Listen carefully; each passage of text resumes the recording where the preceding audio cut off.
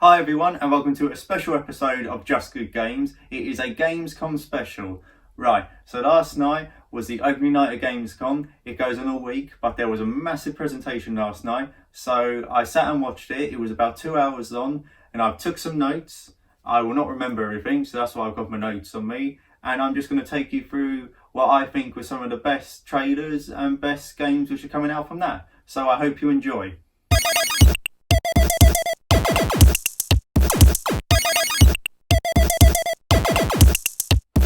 Right, so I'm going to start with the last game which was shown, which was Death Stranding, which is only coming out in a couple of months. I'm a massive Hideo Kojima fan, and he was in the room, and they showed 3 trailers, 2 character trailers, one introducing Mama, and then one introducing Dead Man actually, who is played by Del Toro.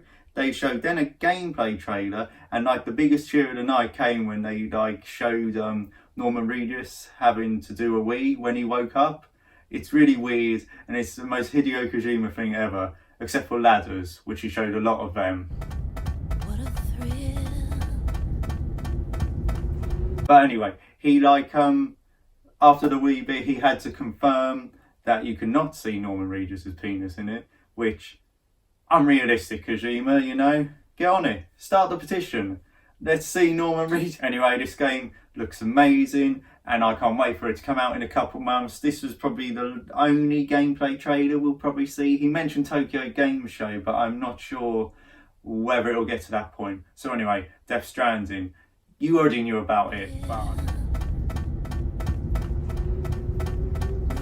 Right, so the next game I'm actually going to talk about was it's sort of an indie title, and it's called Little Nightmares 2. And I never played Little Nightmares 1, but it's apparently a Switch exclusive.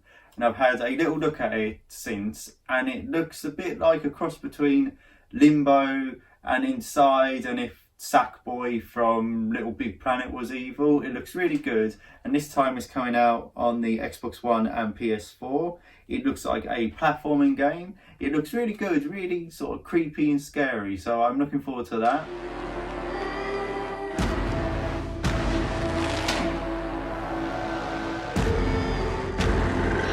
Then have a gaming series which I actually haven't played in a long time, and that was Need for Speed, and the new one is called Need for Speed Heat.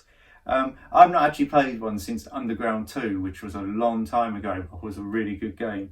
In this one, the day and night cycle seems to be very important, as you do sort of street and underground races at night, and then more official races in the day. The cops play a massive part in this one. They're apparently really aggressive, and you can gain rep and heat in the nights, and then the cops will come and get you in the morning. Looks really good. Not played an Need for Speed game in a while, so I think that actually might be a good game. But the Forza Horizon series has set the bar so high that I don't know if it's going to reach it, but I think it's a good lookout.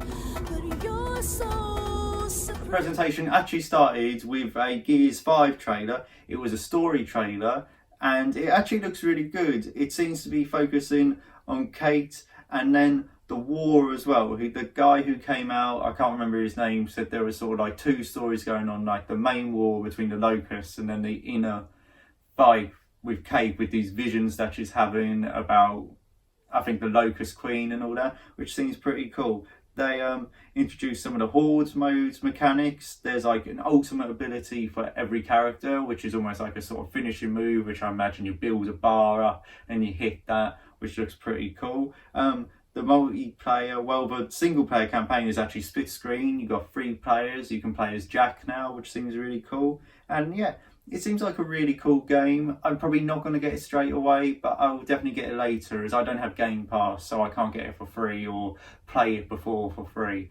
But there you go. They also showed a game which is a bit further off, which is called Disintegration, which is out in 2020. And that is a new game from one of the guys who co-created Halo. So that could be awesome. There was not a lot of gameplay on show. There was a little cinematic, but from what I saw, I liked. I think this is one to watch out for in the future. They also showed The Witcher 3 on Switch and gave that a release date, which I didn't write down, which is stupid of me, but that's coming soon. It'll be interesting to see how the Switch sort of handles The Witcher 3. So I am not going to get it, but I'm interested to see how that pans out. Still in a dream, snake eater. A little game which I'm also interested in is a Stadia exclusive actually, and that's called Guilt.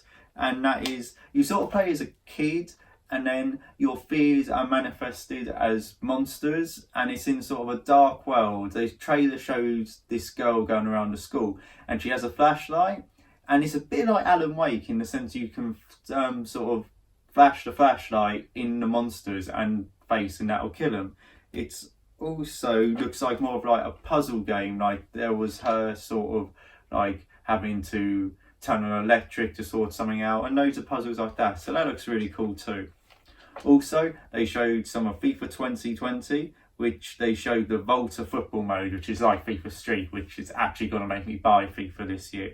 It's got a Volta story mode, and it's a bit like the original FIFA Streets, where you go to different locations, recruiting different players to a crew, so you can eventually like be probably the top crew. So I'm really looking forward to that.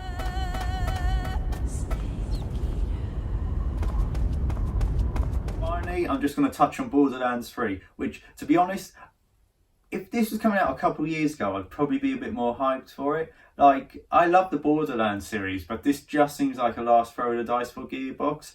But it is Borderlands, so it is going to be awesome. The guns look amazing. They showed, not at this, but they've shown 4 hours of gameplay at the beginning, which looks amazing. My only thing is, how do you top Handsome Jack? There's a Circle of Slaughter mode now, which is essentially a Horde mode, which I think was present in number 1.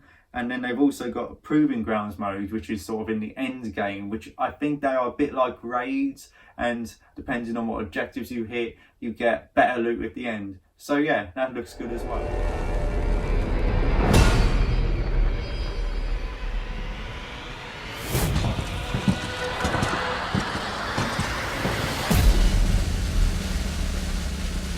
So there you have it. That was Just Good Games, Gamescom opening night special. As always, thank you for the support, and share, subscribe and like, and also comment on YouTube. Thank you for all the comments so far.